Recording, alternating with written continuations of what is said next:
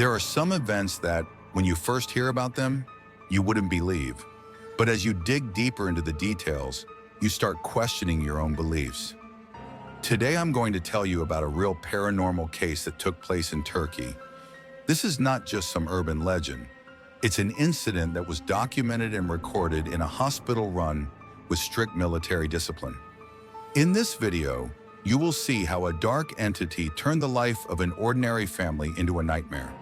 Known as the Ceyda T case, this mysterious incident was kept hidden from the public for years. But what happened behind the scenes was so striking that it eventually inspired a feature film in Turkey.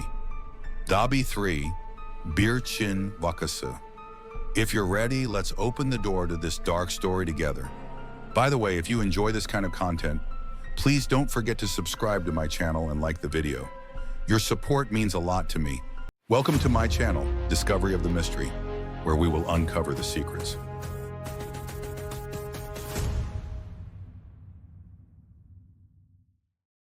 Ceyda T is a young woman living in Ankara with her husband Sinan and their little daughter Burcu. Their lives stitched together with simple, ordinary happiness, the kind that quietly fills their days. According to neighbors, her smile is gentle, their home is tidy, their lives just as normal as yours or mine. Everything begins with a small, creeping strangeness at night. Ceyda starts walking in her sleep. In a trance, she glides from room to room, down the hallway, into the living room. There's a faint murmur on her lips. At first, Sinan calls it sleepwalking, takes her by the arm, and guides her back to bed. Just a single night mishap, he thinks. But the next night it happens again. A week later, it's more frequent. The murmurs grow heavier, turning into something like a ritual, and the peace of the house seems to drain away from each room, one by one. Then comes the first violent blow. Ceyda is standing by the bed again, head bowed, hair falling over her face, as if refusing to meet anyone's eyes. And then, suddenly, it's as if an invisible hand slaps her across the face. Ceyda is thrown to the side, collapsing to the floor. Sinan panics and switches on the light, and there it is, undeniable proof. A bright red handprint on her cheek. After that night, the bruises begin. A dark ring around her arm, a random mark on her ribs, and the next day, more bruises appearing in places no bump or fall could explain. Stress? Someone suggests. Iron deficiency? Says another. But the marks keep multiplying, and the murmurs grow heavier. When Sinan feels invisible hands gripping his own throat in the middle of the night, panic filling his lungs, he realizes that his own body is now trapped in this nightmare too.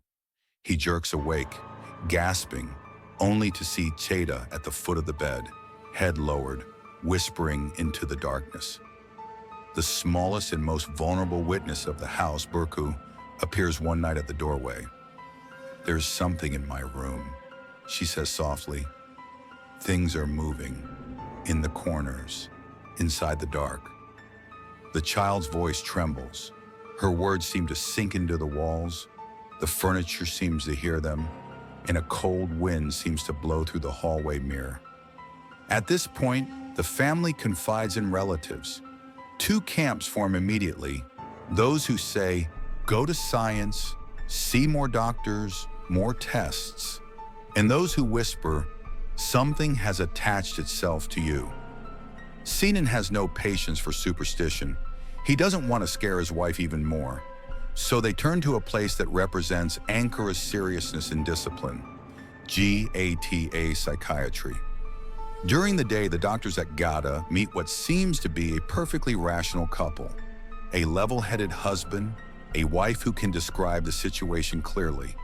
But the nights they describe, the murmurs that spill beyond sleepwalking, the invisible slaps, the feeling of suffocation, the shadows in the child's room, hang heavy over the pages of the case file like a fog. A clinical plan is suggested. Recording devices will be placed in every room except the bathroom. Living room, kitchen, hallway, bedroom. Each night, the devices will run, and in the mornings, psychiatry residents will collect the tapes. The goal is simple. Whatever is happening, it happens at night. Therefore, the night must be brought into the light. The reports from the first 2 nights are brief. No unusual findings. On the 3rd night, the team watching the tape is left breathless. Ceyda is suddenly thrown from the bed as if kicked, crashing to the floor. Then she stands, head still lowered, murmuring. At that exact moment, she is violently knocked to the side by an unseen force. The lights come on. There is a fresh handprint on her face. This is now a recorded fact. The next day, a psychiatrist personally visits the house and says, "For safety, let a soldier stand guard inside tonight." The family agrees. On the 4th night, a new image appears, a dark shadow swaying back and forth in the hallway. Not perfectly clear, but too real to dismiss. Then from the kitchen, a deafening crash erupts. When they rush in, every cabinet door is flung wide open.